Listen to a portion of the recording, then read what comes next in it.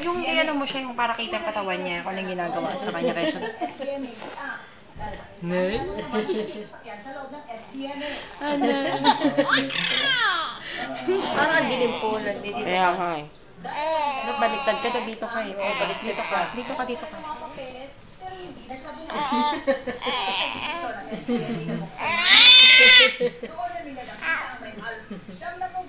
Pero yung malig niya, tawa siya, tawa niya. These are worried chemical tests for the presence of methamphetamine and returns are really positive for methamphetamine.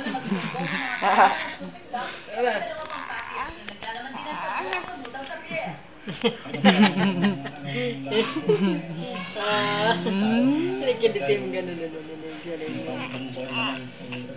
Ayun.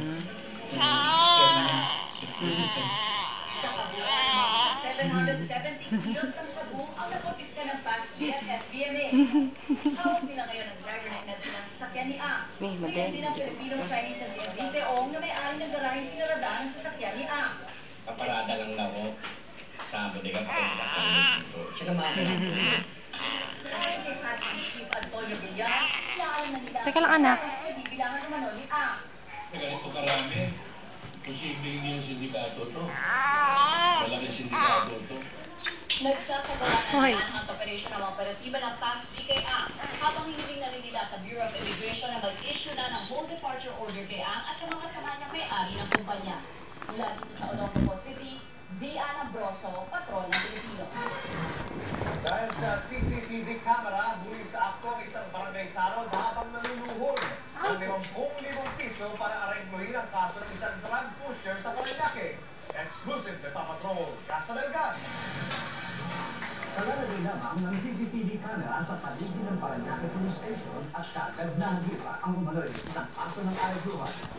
Dadalawin sana ni Rolando Langkilata ang kaanak na nakulong sa drug pushing na si Ronnie Aniano. Sa katabing karinderya ng headquarters natutukan ng kamera si Langkilata parang kitanod ng Taguig. Garapalan at agad binida ng Aquino Francisco sa mesa. Ang pulis ang nagset up ng kamera. Agad inaresto at pinasasan si Langkilata. Sa komprontasyon, isang babae raw ang nag-abot ng pera kay Langkilata pero di niya umano kilala ito. Ngayon, punta ko na talaga dito si Ronnie Siluan.